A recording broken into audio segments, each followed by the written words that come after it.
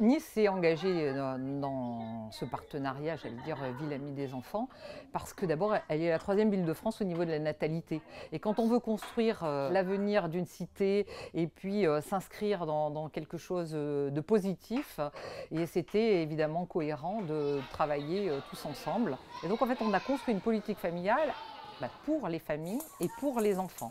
Qu'est-ce qu'ils attendaient ? Déjà, pas le parcours du combattant, je vais m'inscrire à un endroit, quand je veux voir une assistante maternelle, je vais dans un autre endroit. Essayer de regrouper, de mutualiser des services pour offrir tout un panel d'activités autour de la petite enfance et accompagner en même temps les familles et dans leur démarche et en même temps dans leur rôle de parents. Nous avons créé 2 pôles petite enfance et famille sur 2 quartiers différents de la ville. Ces 2 pôles ont été créés en fonction des besoins de chaque quartier qui étaient différents au moment de notre analyse. Mais tu peux être fière de toi. On est dans un quartier Z, donc nous accueillons à peu près 50% de ces familles un peu plus défavorisées et nous accueillons aussi 30% des familles qui habitent sur les collines niçoises avec un autre niveau.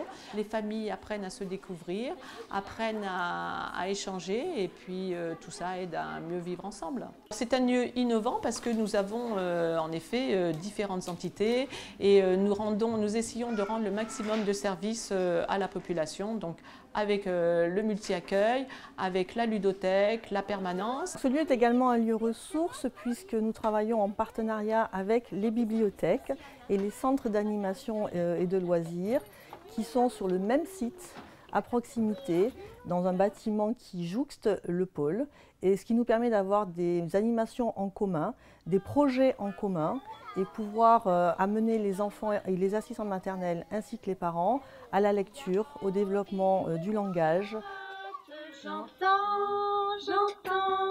J'entends le cheval trotter. Et un des grands atouts également de cette structure, c'est qu'il y a une accessibilité. Il y a véritablement une souplesse dans le fonctionnement. On ne demande pas de justificatif. Les services qu'on vous offre sont gratuits. Et vous avez vu, on est une structure implantée au cœur d'un quartier, facilement accessible également par des transports. C'est une autre façon d'explorer mon métier parce que là, on est vraiment dans le contact direct avec les familles. C'est un lieu où elles peuvent être écoutées, où elles peuvent être rassurées aussi et valorisées dans leur fonction de parents.